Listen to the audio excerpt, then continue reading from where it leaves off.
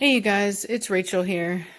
Um, so I have filmed this video twice now. I'm gonna try to remain calm.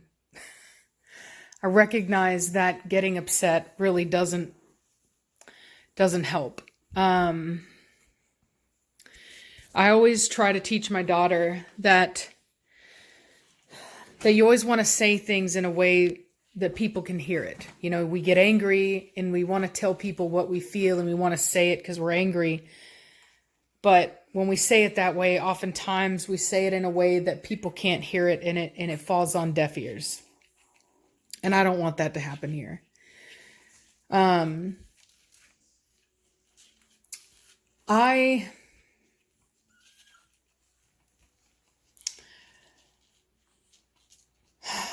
I first of all, I want to be very clear that there is no definitive decision making as far as Cashmere is concerned right now because there's no way to know what's going on with her yet. I spoke with the vet and let him know what was going on, and he told me some things that are possible. One of those, I believe, was, I think, mega esophagus, which is something that my best friend had brought up whenever I had told her what was happening, because she had seen a dog with it. The problem with a disorder like that is that it is high maintenance. You have to spend a lot of time with the dog. And it's a genuine special needs case. And even with that, the outlook typically isn't very good. They can get, they're very prone to pneumonia because of fluid in the lungs. Like whenever they're, the throwing up, there's the possibility of aspiration. It can get in the lungs and it can cause pneumonia. And just in trying to figure out what is going on with her, I have literally drained my accounts. Not only have I drained my accounts, but my care credit card is close to being maxed out. It's so bad that Batista, who has an infected eye right now, may need surgery, and I haven't even been able to take him in because I don't have the money to do it right now. That's just the reality of the situation.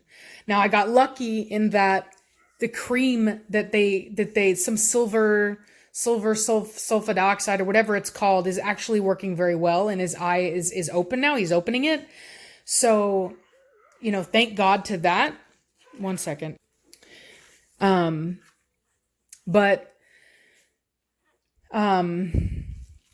that's not a good position to be in. You know what I mean? I have many dogs and they all need my care and my attention. And I can't have any one animal that requires so much of my time that I have to neglect my other animals. So I'll give you an example that may be a little bit easier to understand.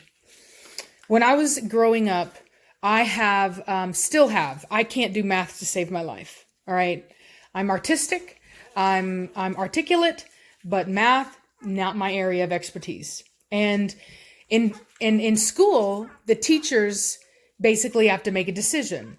Do we spend a bunch of time trying to help a child that needs more help than the others to learn a concept, and thus everybody gets slowed down, everybody gets behind because we're all going at the pace of this person that has a learning disability? Or do we take that child out of that classroom, put them in a special ed classroom, which is what I was in, and allow that child to get the one-on-one individualized attention and time that they need to be successful? Okay? That is the best case scenario because I got that one-on-one time that I needed. Now, granted, it didn't make a difference because I can't do math. I don't know. I just can't do math. So I never really got it. but I certainly didn't hold back the other children in my classroom trying to figure it out either. Okay. And I also didn't have the stress of having to be pressured by the rest of the classroom looking at me, wondering why it is that I'm so dumb that I can't get it, and the rest of them have it. Because believe me, that's a horrible feeling. And it stresses everyone out. It stresses the teacher out. It stresses the other kids out, and it complicates something that doesn't need to be that complicated. Now, there are breeders of all kinds and all sorts. There's cow breeders, there's horse breeders, there's dog breeders, there's sheep breeders. And the one thing we all have in common is that none of us can deal with an animal that is chronically sick. None of us can, because it takes away from all of the other animals in the program. Okay? And that isn't fair to them. And the other dog deserves to have a stress-free and loving home. You know what I mean? Like, it doesn't help Cashmere if I keep her and I am stressed out all the time because I have so much stuff on my plate. I'm already, like, be perfectly honest with you, just having her sick and trying to figure that out has been very stressful. It doesn't make her feel good that every time she throws up, I panic. She doesn't know why I'm panicking. All she knows is that I'm upset over something that she did. She doesn't recognize that I'm not mad at her. She doesn't recognize that I'm just freaking out because now I know that it isn't fixed. You know what I mean? Like, all she knows is that I have a negative emotion attached to her when she does a certain thing that she can't control. And that's not fair to her. And it's not fair to the rest of my dogs for me to be so stressed in that time as well. Excuse me. Let me get my emotions in check. Cashmere needs to be with someone that can give her the one-on-one attention and love that she needs without all of the stress involved in that. And that isn't me. Now, that's only if she has that horrible condition. She may have something as simple as an ulcer, and we may just need to give her some medication, and she may be fine, and she may be here, and everything may be fine and dandy. And I hope to God that that's exactly, good Lord, Blondie, I hope that that's what it is. Okay, I really genuinely do. But the idea that if I find her a home, that means that I don't love her, that means that I don't respect the part that she's played in my kennel, that means that I'm taking her for granted or just throwing her away, or whatever people have been saying, dispose of, get rid of, all of these terms that people are using. That is so not just hurtful to me, but is hurtful to Cashmere and every single dog in my program, because it affects all of us. You know what I mean? It affects all of us. And it's not fair to ask for her life to be harder and more stressful so that you don't have to not see her on video. You know what I mean? Like,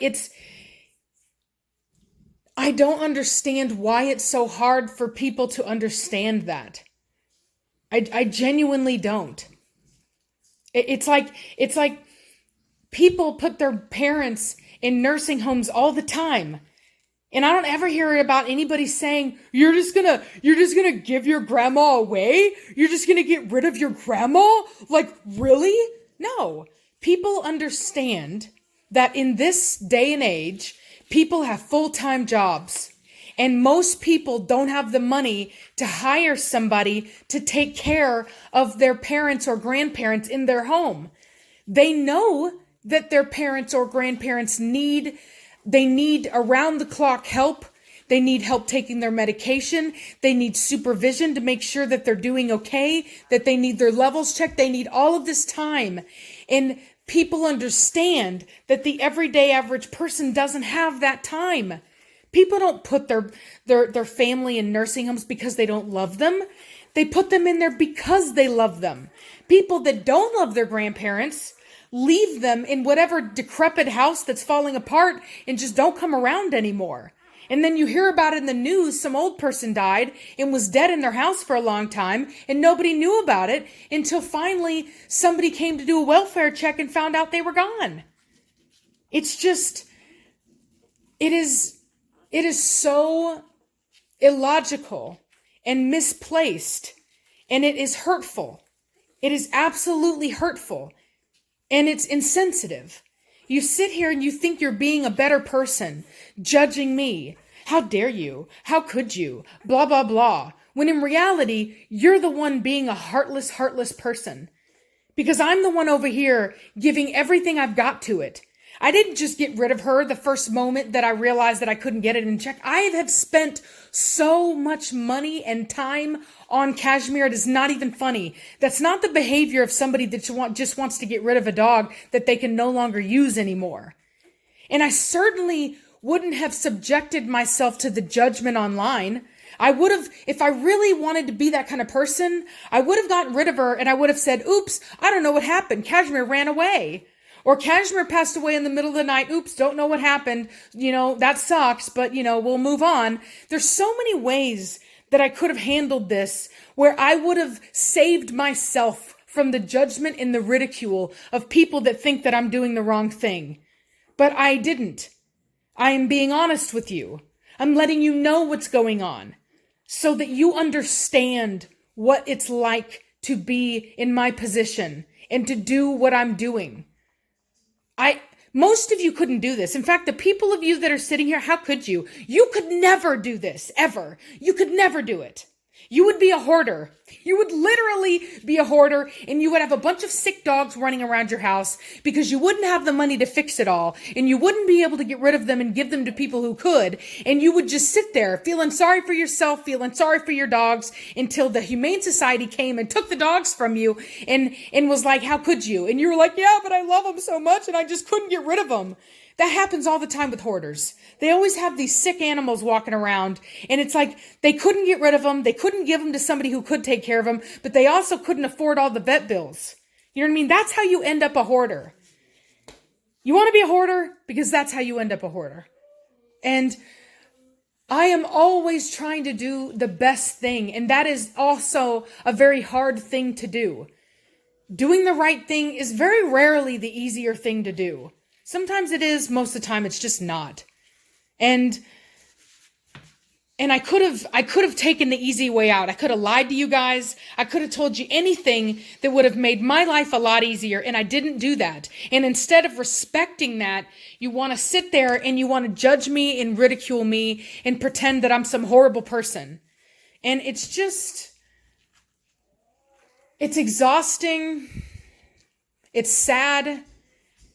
And it's depressing, to be perfectly honest with you. It really is. And I don't mean to minimize how many people have been in support of me. I saw the positive comments.